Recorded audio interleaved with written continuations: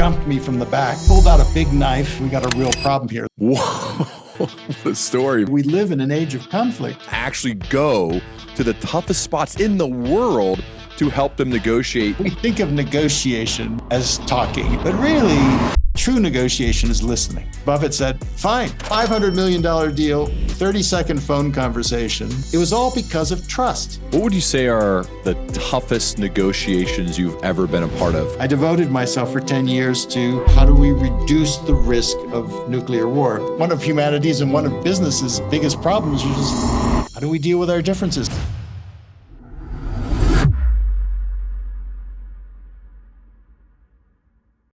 Well, it's so awesome to have you here on the Learning Leader Show. Welcome.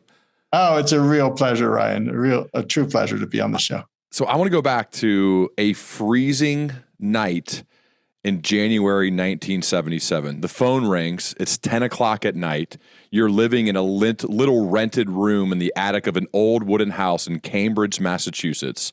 You're 23 years old at the time, writing term papers and studying hard for your graduate school exams and social anthropology. You picked up the phone. What happens next?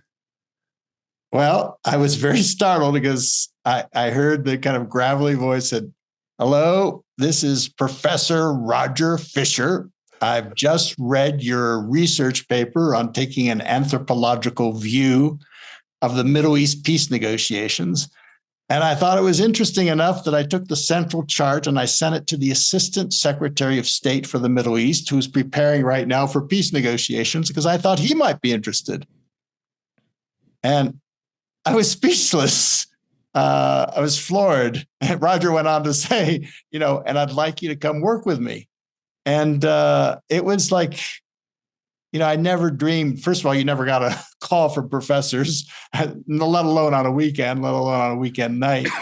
And I never dreamed that an idea that I'd come up with in my head, in that attic, might be of possible use to an actual practitioner working on, what was widely perceived as the world's most difficult conflict. And I got hooked. That was it. The idea that the thought that creative ideas could be of use to people who are practitioners, who are in the trenches, that was addictive. And I've spent the last 45 years, wandering around the world, trying to help practitioners, myself being a practitioner, but being a student and a practitioner together, trying to answer this question, a lifelong question I've had ever since I was a boy, which is, isn't there a better way to deal with our differences than putting the whole world at risk, essentially, as because I grew up under the shadow of the atomic bomb, and I thought there must be a better way. So I went into anthropology first because I thought, well, maybe I should learn something about human beings, and then I really wanted to apply it, get out of the library. So that's how I got into the field of negotiation. Wow, what was it about that paper that piqued? Because a lot of people were writing papers, and he chose yours, and he chose you to call.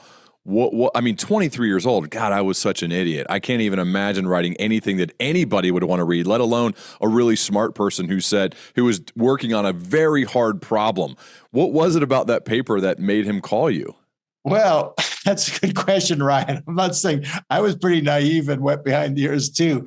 I just said, if I was I just did a little thought experiment. I often like to do thought experiments, okay, imagine I was a fly on the wall in the peace talks that were about to take place in Geneva, and I was an anthropologist. What would I notice? What would I see?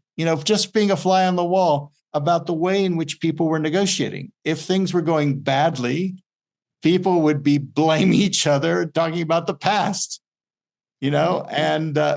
and if things were going well, people would be talking about, the future. What can we do and what we can do tomorrow morning to try and bring the conflict to an end? And it was something simple like that. It was a little chart of just what would you notice behaviorally if you were a fly on the wall. It wasn't rocket science, but it was just simple sense, really.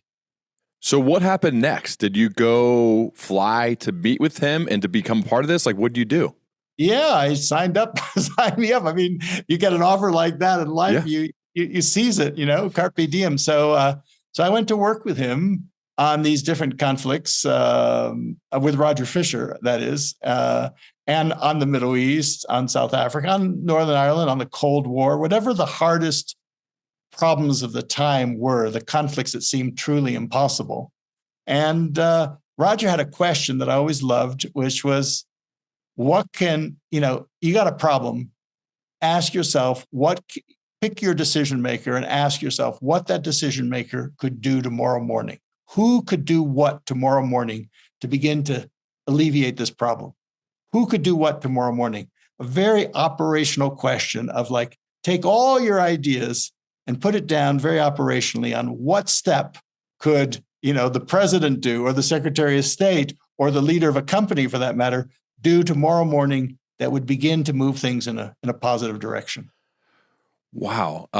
So that's one of the cool things I liked as I was digging into your work the past month, is the fact that you are certainly a theory guy and are going to write out your thoughts and you're going to study it, but then you are immediately going to put it in play and practice. You want to actually go to the toughest spots in the world to help them negotiate seemingly impossible problems and issues. And it felt like you decided to do that from age 23 and you've been doing it ever since. Can you share more about your philosophy to say, not only am I going to study this and do research and write, but I'm going to be in the middle, in the thick of all of these toughest negotiations? Yeah, it was, I went into anthropology, and anthropology, which is interesting, anthropology was a discipline actually that led to the case study process at Harvard Business School. I mean, it was kind of like the idea behind anthropology is you are a participant and an observer at the same time. That the best way to learn something is not just to be the, observer studying the beetle under the microscope, but to actually participate. You participate, anthropologists go and live in their culture, in the cultures that they're studying. So you combine that back and forth. You're on the stage, you're on the balcony. You're on the stage, you're on the balcony. And that dialectic, that back and forth between theory and practice, I find is the most useful one for producing the most useful, powerful frameworks that can really perhaps be of use to us in trying to deal with what is humanity's, one of humanity's and one of business's biggest problems, which is how do we deal with our differences? How do we deal with our conflicts? How do we negotiate? How do we get to agreement when there are a lot of different points of view? Can you think of an example in those earlier days of when you went and became both an observer and a participant in like a moment, like an inflection point in your career, in your life, to say, oh my gosh, this is wild that I'm actually in the thick of it, doing it like an actual time? Well, I can tell you it was hard to get into a Middle East peace negotiation as a graduate student. So I was looking around and I got an opportunity from a professor who was visiting Harvard at the time, who was an arbitrator in the coal mines in Appalachia in Kentucky. And he knew a lot about arbitration, and he'd gotten a call from the National Union and the National Employers Association saying, we got a real problem here. There's this mine where the miners are always going out on strikes, wildcat strikes against the contract. The judge jailed the workforce, for a night, because there were so many injunctions that were broken. There are bomb threats. People are packing guns. We're afraid that this thing is going to explode into a nationwide coal strike, which will paralyze the economy. And so he said, could you come with me? And I said, I'd be delighted. I always wanted to get my hands delighted. What an opportunity, huh? Yeah, real opportunity. I wanted to practice this. I wanted to see how it's done. And we flew down to Kentucky to this coal mine, and the managers and the union leaders wouldn't even sit in the same room together. That's how bad things were. They would not even meet with each other. And so we shuttled, Steve Goldberg was his name. We shuttled back and forth between management and union over the 6 weeks. And we finally brought some ideas that we thought that they would, that were their ideas, because we're listening. That's the key thing in negotiation, is to listen and see where are those opportunities, where are those little possibilities that people may miss. We put them together. They agreed to come together because they saw there was enough there on the table. And in 2 days, they were able to reach an agreement. And it was like a peace agreement. It was like champagne. There were like 10 union leaders, 10 managers in a room, and they all signed it as if they were signing a peace treaty. And then there was just one little detail, which was the agreement, of course, had to be ratified by the miners. And there was a vote. Everyone assumed it was a formality, a vote a week later. And it was nearly unanimous in rejecting the very agreement that we had just painfully negotiated. Why? Even though the agreement on paper was much better than what they had, they didn't trust management. There was no trust there. Trust is one of those essential things, as you know, in leadership and negotiation. And they thought anything that management signed, there must be a trick. So it's just safer to reject it. And so we were back to square one. So my first attempt, was a bust, was a failure, but that's where you learn. You learn from the failures. I've learned from a lot of failures over my life. And that led to me, instead of like giving up at that point, which a lot of people were prepared to do, I said, no, if the problem is trust, I'm going to move down to this coal mine. And I spent the whole summer down at the coal mine, a few months, and I couldn't get the miners at first to talk to me because I looked more like a manager coming from Boston, coming from Harvard, whatever. And so I said, okay, I got to go down in the mine. And the mine manager was a little reluctant to let me go down, but he said, you're taking your life in your hands. And sure enough, I went down, a mile down in the coal mine, you can't even stand up in the coal mine. It's like, and there's no lights. You've got this little light on your helmet, and the dust is thick and the noise is infernal from the machines, and no bathrooms, of course, and everyone's chewing tobacco and spitting it everywhere. But there, the miners had time to talk, and I was down in their element, and they were prepared to tell me about what their complaints were, what their gripes were, what was going on, and I started to make some progress. But if I could just tell you one other story, I don't know, I don't want to go on too long here, but there was one story that really goes to your question of getting really in the thick of it. Was my third time down in the mine. Out of the blue, I was talking to a miner, and these 4 big burly coal miners, in the dark, jumped me from the back and wrestled me down to the ground, pulled out a big knife, rusty knife. I could just see it in my headlight, pulled down my pants, and then took a whack. And thankfully, they cut some, this is a mining hazing ritual I didn't know about called hairing, where they cut your pubic hair. And, boy, was I relieved. But the amazing thing was, as soon as that happened, the word spread like wildfire through the coal mine. And they said, now you're a regular coal miner just like us. You've been haired. And that began to build trust. And slowly I began to build trust. Slowly I was able to convince the miners to take their disputes, instead of walking out, to talk them out with management. And slowly enough, the strikes came to an end. Whoa, what a story, man. So it feels like, regardless of profession or even where you are in the world, and maybe I'm simplifying this too much, so correct me if I'm wrong, people want to feel heard. They want to see that you care for them, that you care to listen to them. And that deal didn't get done until you yourself did the necessary hard work, which wasn't overnight, to actually listen to their concerns, to their needs, to almost become one of them for a period of time, thus maybe lowering their walls to say, hey, I kind of like this guy. He's listening to us. He cares for us. He wants the best for us. And by doing that, that was the way in order to get this deal done. That's it. You got it, Ryan. I mean, we think of negotiation, as talking, and we say they're holding talks, but really true negotiation is listening. Yeah. There's a saying that we've got 2 ears and 1 mouth for a reason. It's to listen twice as much as we talk, even more so. And that's what I found, is that the best negotiators I know, they're not necessarily the best talkers, they're the best listeners. Because by listening, by putting yourself in the other person's shoes, you figure out, what is it they want? What is it that they're afraid about? What are their concerns? And so you're much more likely to be able to persuade them to do what you want to do if you understand them first. And it's elementary in one sense, but it's amazing how much we overlook that simple lesson that listening is maybe the cheapest concession you can make in any negotiation. It costs you almost nothing, benefits you in all kinds of ways, and it shows respect. That's another thing. A lot of negotiations about showing respect, just seeing the other person, hearing them. It turns out to be it's the key in human relationships. It's the key in leadership. It's the key in negotiation.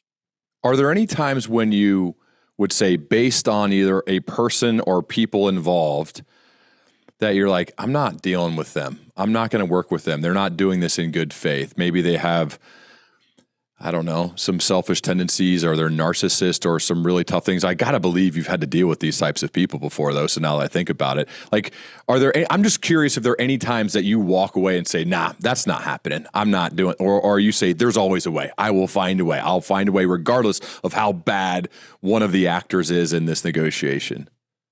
Well, that's a really good question. I mean, the answer to that question is both and. When you're dealing with those kind of people, first of all, I would say, one of the most important things in any negotiation, be it small in the office or large, war situation, is preparation. You put yourself, as in anything, you put yourself at a big disadvantage if you don't prepare and learn about who the other side is.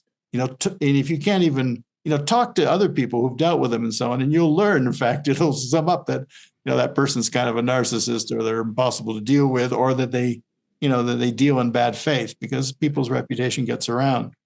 And then in a negotiation, when you're on the balcony, the proverbial balcony, where you're kind of looking at the situation from afar, as you are when you're preparing, the first thing to think is what do I really want here? What is it? What's my interest? Not just what I think I want, but what's underneath it? What's really most important thing to me? And then this is the all important question: is before you go to negotiation, think through this question: what am I going to do to pursue my interests, to get what I need, if I cannot reach agreement with the other side? In other words, what in negotiation lingo, Roger Fisher and I coined this in Getting to Yes. It's called your BATNA. Your best, it's an acronym, stands for your best alternative to a negotiated agreement. And it's basically your best course of action if you can't reach agreement.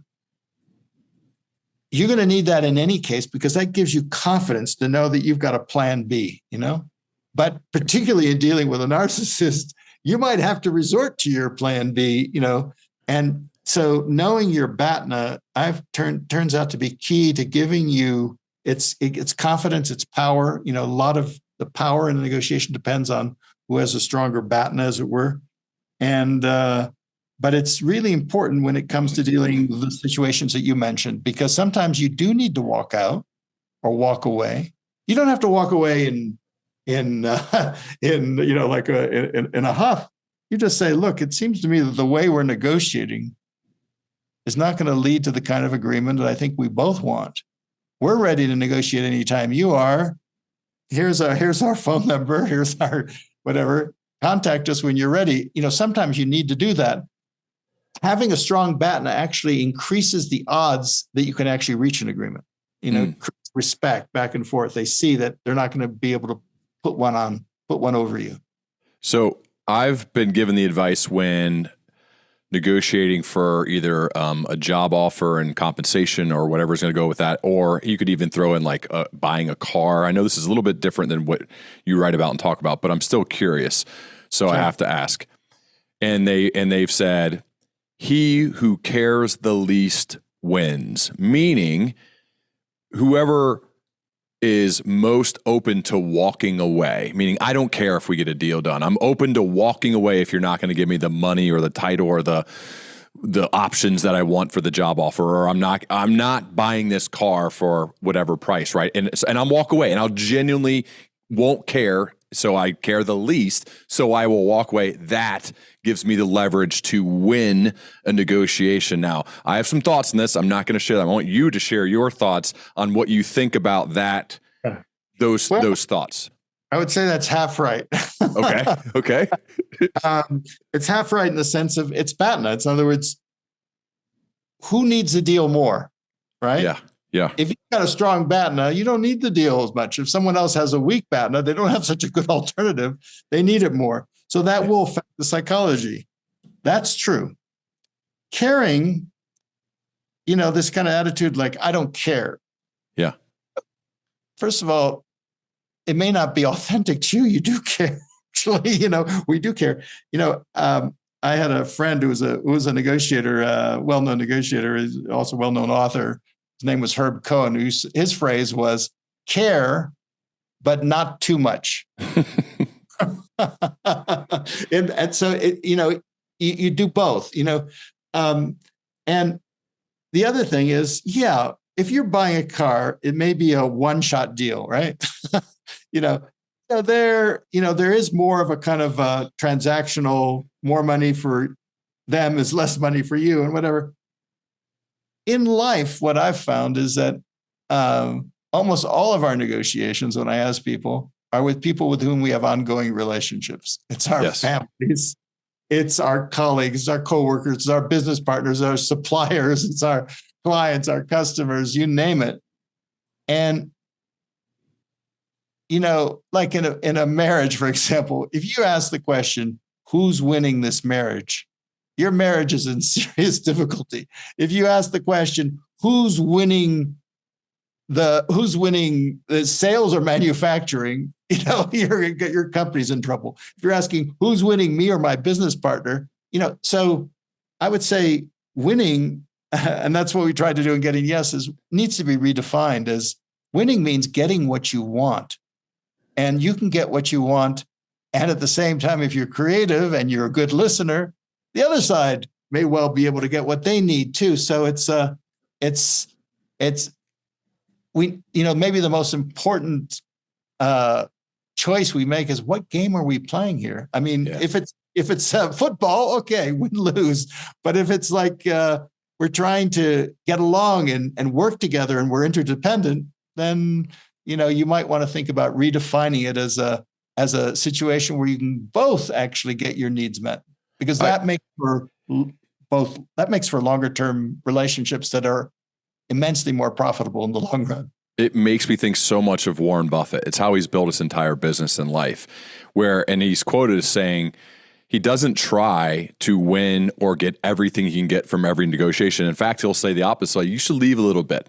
Leave some more out there. You want it to be a great deal for both sides, because that becomes your reputation, and people then want to do deals. They trust to do deals with the type of person who's not going to try to grab every single little penny from every single deal. You become known as a person like, yes, you want to work with Warren. You want to work with those types of people who want the deal genuinely to be great for both sides.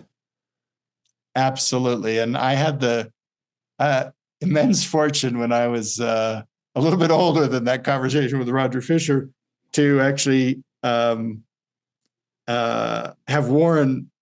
Somehow he found out about my work and said, I'd like to support this work, because he was concerned as a business guy that, wait a minute, we can make money here, but if the world goes kaput, if we have an atomic war. So I had some ideas about how to, prevent a nuclear war with the Soviet Union, and he backed me, and very much that same philosophy of like, I'm going to trust you. And I said, do you want reports on the grant, the gift that he was giving for the work? He said, no, just write me a letter in 6 months. Let me know how you're doing. Maybe come out to Omaha and see me. And wow. But it was very much that attitude of, I'm going to trust you and let you do your business. And that's what he does with his, his business units and his business heads. I remember actually once he said, he had a deal where he was, people are always looking for, efficiency in negotiation. It takes so long and whatever it is. But efficiency comes because you've invested beforehand, like Warren Buffett, in trust, in your reputation as being trustworthy and your ability to trust others. And trustworthy, trust willing, right? Yeah. Yeah, you got it. And he had a business partner, Charles Murphy, I think, who was the owner of Cap Cities USA, and Cap Cities USA wanted to buy ABC, the network. And and Warren was going to put up $500 million. And they had at some point looked like the deal was coming through. So Murphy called up Buffett and said, Warren, looks like the deal is going to go through. What do you want in return for your $500 million And Buffett said to him, Murph, I don't know. You've thought about it more than I have. What do you think's a fair deal here? And Murphy said, well, it'll be this much stock at that, that for that much amount of money. And Buffett said, fine. $500 million deal, 30-second phone conversation, very profitable for both sides. ABC was later sold to Disney at a big profit for both sides. And it was all because of trust. Yeah. Worked because it didn't matter who made the first offer. Both partners realized the other would take the other side into account. And so when people are looking and say, oh, these negotiations, disputes, they take so long, you invest in, just like you invest in business processes, you invest in the relationship, in trust, in your reputation for being trustworthy, and you can then operate at the speed of trust. Yeah. I know Jim Collins is one of your good buddies, hiking partners out there in Colorado. And I just heard his voice through that, right? Make the trust wager, which he learned from his mentor, Bill Lazier, and they wrote a book together. And that's really altered how I try to approach all relationships, is this trustworthy and trust willing, leading with trust. You don't have to earn it. You've got it. Even though I know other people will make me earn it, that's fine. But from my perspective, you've got it. Now, you get burned every once in a while. People will take advantage of you every once in a while. I think it's worth it. I think it's worth living that way, to be trust willing and give it before anybody has earned it, even if you get burned every once in a while. Because I found, I'm sure you have too, Bill, it attracts the type of people I want to be around when they say that's a trustworthy and trust willing guy. And that's a fun way to live, man. That is a much more enjoyable way to live than to being skeptical and a cynic and saying, I don't know, you got to take 6 months to earn my trust. Now you got it. Now, if you burn me, we're going to probably have some issues, but outside of that, you've got it. And it just feels like it's attracted really quality clients and good people in my direction from living that way for a while. And I learned that from your buddy, Jim. That's great. And that's exactly it. That's my experience. It's funny because negotiation, as you know, is sometimes associated with doing, kind of like shading the line on the truth and manipulating and maybe using some tricks here and there. The interesting thing, Ryan, is that over these decades, the most, successful negotiators I know, people like Warren Buffett would be a good example, or Jim for that matter. And in other words, what they prize most is their reputation for being trustworthy and trust-willing sense. And why is that? Because, you can get burned every once in a while, but once you have that reputation, people are going to want to do deals with you. Yep. People then, when people do sit down with you, they're going to actually tell you what they really want, what they're really concerned about. Yeah, you don't have to play games. It's so much faster. Exactly. Well, like that conversation between Murphy and Buffett, 30 seconds, you'll save time, but you will be able to optimize the deals, because so much in negotiation, we leave gold on the table. We leave so much potential joint gain where we could help each other a lot more, only if we would share with each other what we need, what we really want, and so on. And so you'll optimize your relationships, optimize your deals, you'll make them more efficient. And so, it's not only ethically it feels better inside of you, but practically it pays off. And that's why the most successful negotiators I know, the thing they prize their most is that reputation for honesty and fair dealing. Bill, this is so cool, but I love prompts. I love questions. And I found some of the most impactful leaders ask great questions. And again, referring back to Jim Collins, he asked you a question one day, I believe it was on one of your hikes, and I'd love for you to answer it here while we're talking, or at least we can talk through it. And one of those questions he asked you, there's a few of them, and I may get to more than one, and that is this: if you had to boil your life's work, I love that. If you had to boil your life's work down to just one sentence you could leave behind, what would it say? That was the question that led to this book, possible. Yeah. Because that was it. And I looked at it. We were on this hike. It was a beautiful autumn day, and a hike up in the mountains. And he asked me that question, and I was startled. He said, well, yeah. He said, you've been wandering around the world for about 45 years here in the world's conflicts. The world's, if you look around, there's a lot of conflict in the world today. We live in an age of conflict. And that was true, 3 or 4 years ago when we had that conversation, but it's even more true right now today, 2024. And, what could you say that could be of use to people now? And so I went away and I thought about it. I love simplicity. I love that kind of challenge. And he said to me, even to guy, he said, you think it's hard. He said, Darwin could do it. And he gave me a page on, in the Origin of Species, where Darwin summed up the entire theory of evolution in one sentence. And so I like challenges. And so I went away, and on our next hike a couple months later, I tried out a sentence on him, and we worked on it or whatever. And then he said, now go write the book. Once you got it down to one sentence, write the book. And that's really what produced this book, Possible. It's and the sentence, if I could just unpack it you want me to unpack it? Oh, yeah, for sure. Yeah. So it was like, well, let me just start off by saying, people after all these years of wandering around working in some of the world's most impossible conflicts, people ask me often, are you still an optimist after all these years, or are you a pessimist?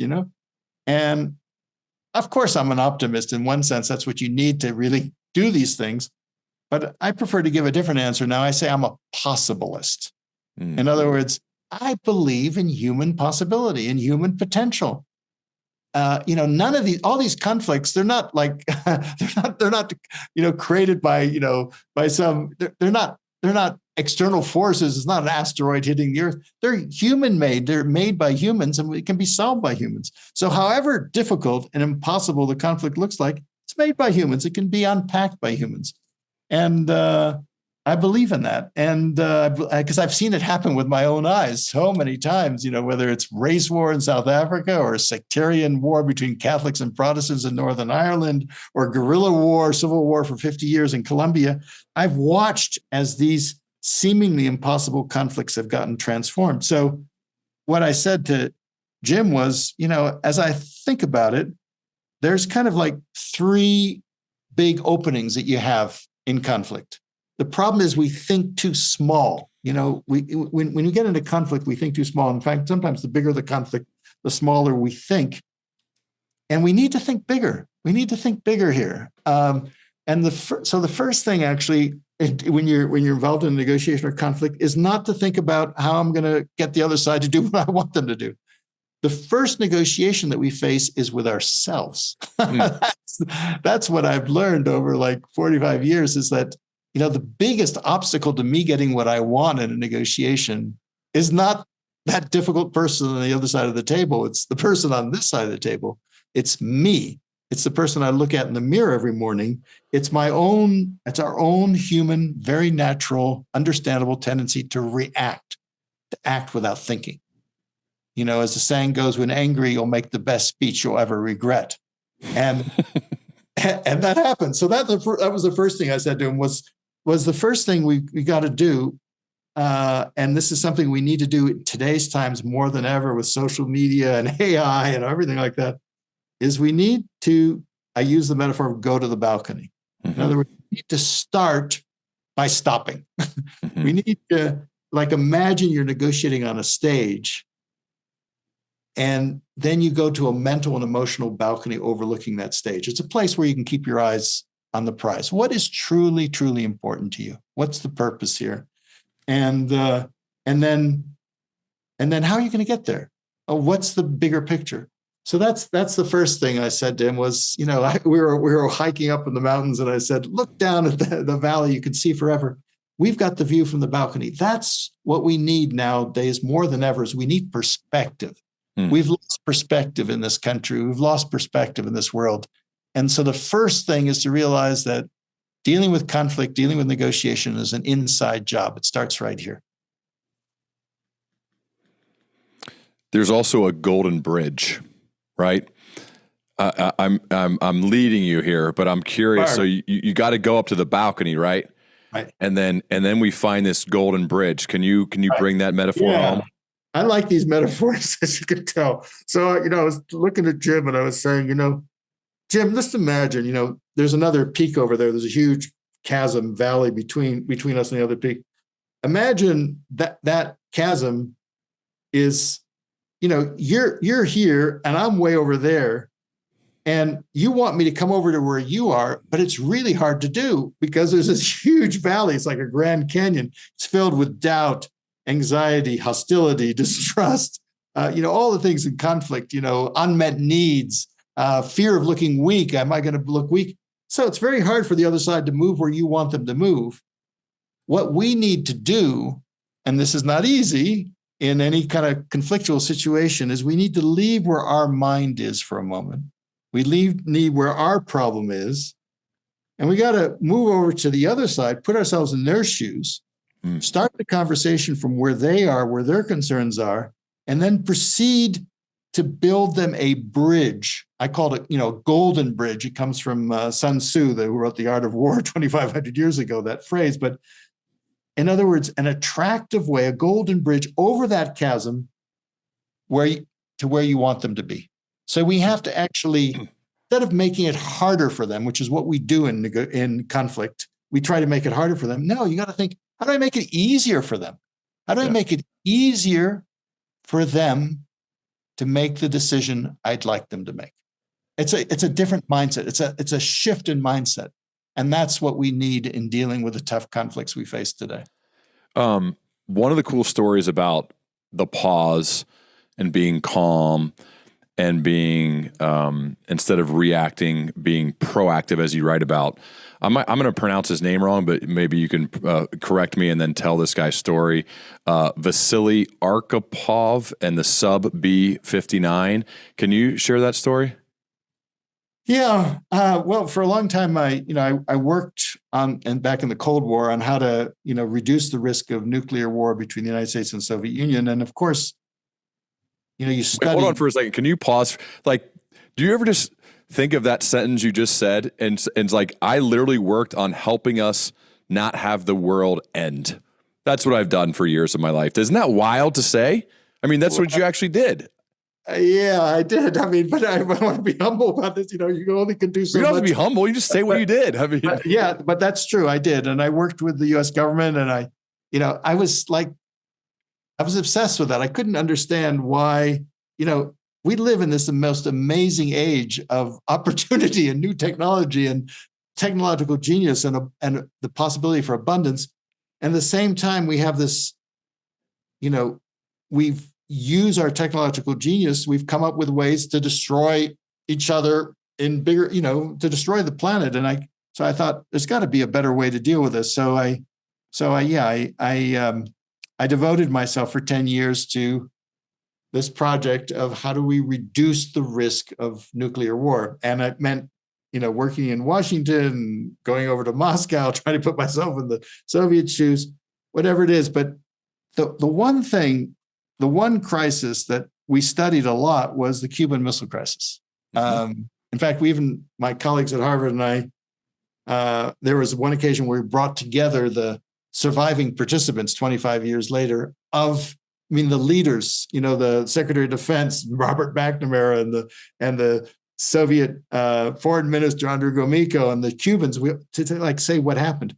But going back to that story you just mentioned is at the height of that crisis, when the world was teetering on nuclear war, it was October 1962, there was a Soviet sub out in the North Atlantic, and there was an American destroyer tracking it because everything was on edge, and the American destroyer had orders to track it, and so they decided, well, we got to make it easier to track, so we'll force it to come to the surface. So they dropped depth charges on top of the sub to force it to the surface. Now, we had for the Soviets inside that sub, they didn't know that those were just a warning. it was like, they said it was like being in a washing machine. I mean, it's just like going around and around and around and around. And unbeknownst to the Americans, that Soviet sub was armed with a nuclear torpedo. And unbeknownst to the Americans, Moscow had authorized that the top three commanders of the sub could decide, without even hearing from Moscow, to use that nuclear torpedo in self-defense. Mm. Well, the thing is going around, and the commanding officer says, arm the nuclear torpedo, we'll sink, but we'll sink that ship too. We'll defend the honor of the Soviet Navy. And the second, the guy who was a deputy captain said, yeah, we'll do that. And then there was a third guy who was the third guy who needed to say yes to that, who said, he said, no.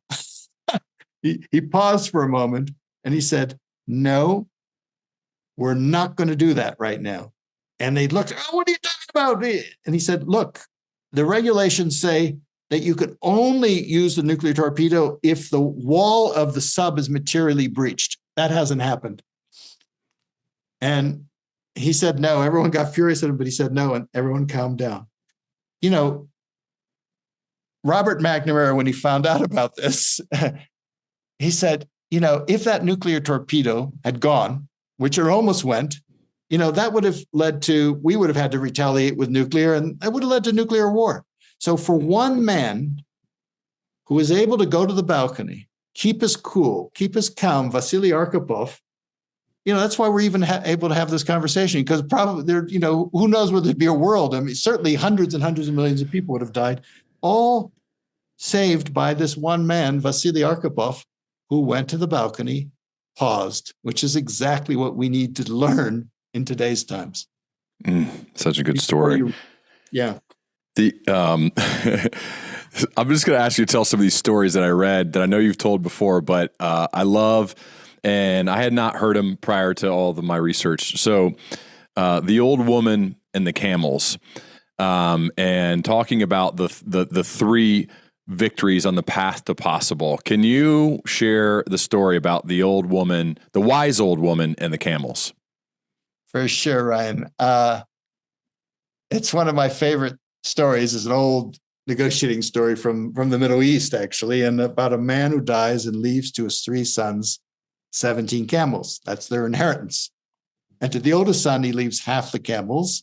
And to the youngest son, he leaves a third of the camels. And to the youngest son, he leaves a ninth of the camels. Well, the three sons get into a negotiation, and it's not so easy because 17 doesn't divide by 2, and it doesn't divide by 3, and it doesn't divide by 9.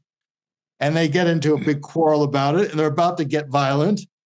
And then in desperation, they go and they consult a wise old woman. And the wise old woman, like a good boss, thinks about their problem for a long time. She says, well, I don't know if I can help you. I really don't. But if you want, I have a camel. You can have my camel. And the three sons look a little startled, but they say, okay. And they take her camel, and then they have 18 camels.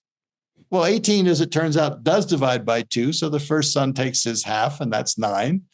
18 does divide by 3, and the second son takes his third, and that's 6. And 18 does divide by 9, and the second son takes his ninth, which is 2. If you add 9 and 6, you get 15 plus 2, 17. They have one camel left over. They give it back to the wise old woman. Now, if you think about that story for a moment, I think it resembles a lot of the negotiations that we engage in, which is, you start off with 17 camels, no way to resolve this issue. It's just impossible.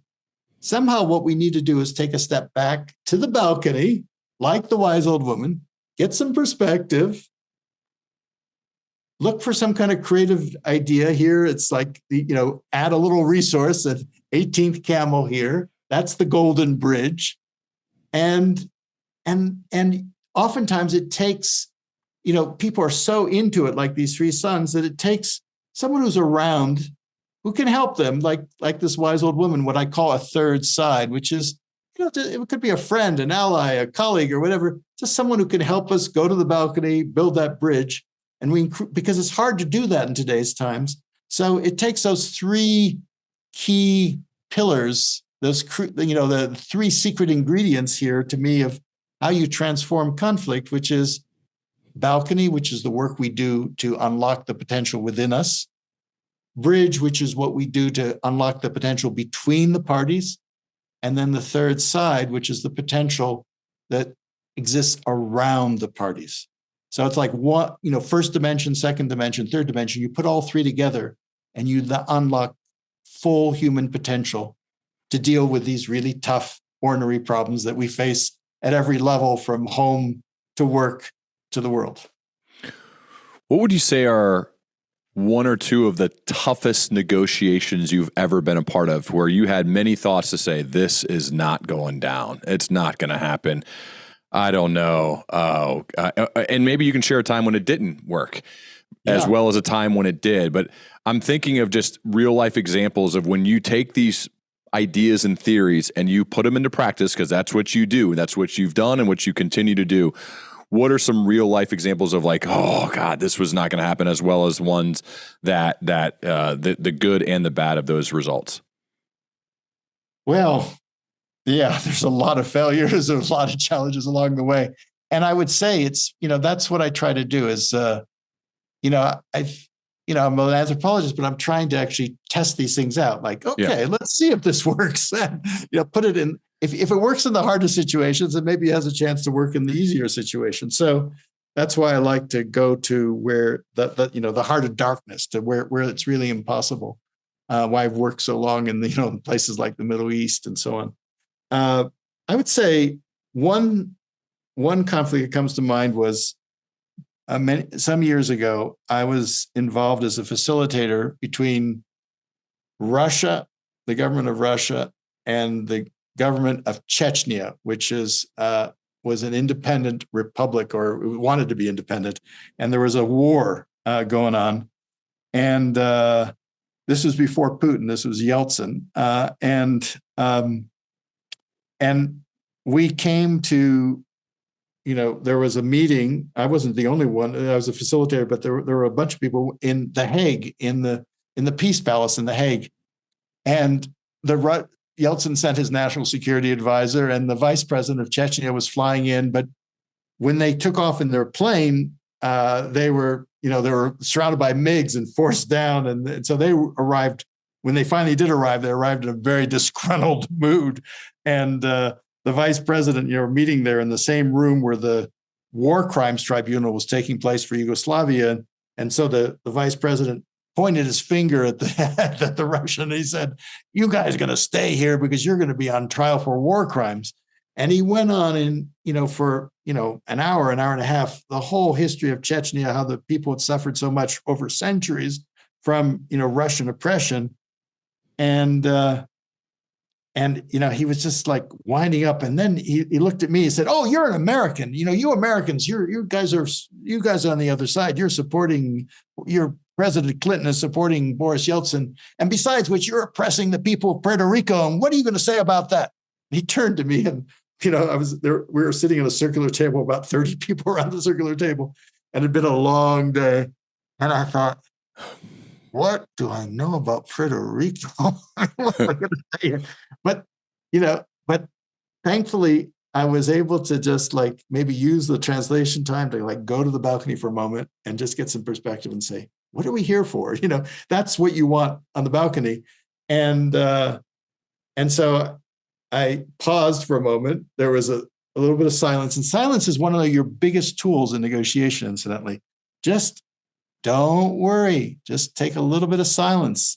It's not the end of the world. In fact, there's a good study correlating the amount of silence there is in a negotiation with the amount of cooperative outcomes there are.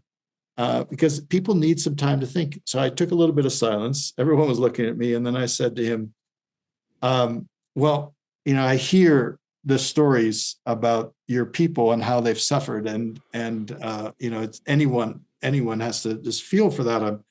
And that's what we're here to do, is try to figure out how to stop the suffering. And I take your question, your criticism of my country, as a sign that we're among friends and we can talk very candidly to each other. So I appreciate that. And what we're here to do is to think about how to stop the suffering in Chechnya. and then moved the conversation back to the guy nodded. I'd heard him, I heard his story, and I just found a way to just kind of like divert the question back. Now, and then the next day he was handing me a ceremonial Chechen sword that's like as a gift of like it was a silver sword with a finely tooled scabbard, as a thank you from the Chechen people. So he'd switched. At the same time, you have those little breakthroughs, but within, there was a ceasefire, but then the ceasefire broke down. We helped them negotiate a little bit of a ceasefire. And in the end, it dissolved into another war again. And I mean, a whole bunch of stories, but it was, you could just feel it. I mean, it's like you do your best, you try to do this, but in the end, thousands of people died. There was a war, and so the situation didn't end prettily. But even in those situations, you look for those little ways to move forward. You called yourself earlier a possibilist, and in your book, you say a possibilist's core value is humble audacity. Can you share more about humble audacity and being a possibilist? Yeah. A possibilist is someone who, whenever you see obstacles, acknowledges the obstacles and looks for the opportunities. Like my grandfather came to this country 14 without a dime in his pocket, started washing windows. 10 years later, he's washing whole buildings, the facades of buildings. 10 years after that, he's cleaning out steel mills. What was I once asked my uncle, what was his secret? He said, where others saw obstacles, he saw opportunities. And that's really what we need to bring, that mindset to bring to bear to conflicts, is to see where are the opportunities. So that's what a possibilist is, not just Pollyannish kind of looking. That you look at the negative possibilities like nuclear war or whatever, a lawsuit, and then you look for the positive possibilities. And it's the mindset I think that we need in today's times, in whatever we're in business, we're in leader of any kind.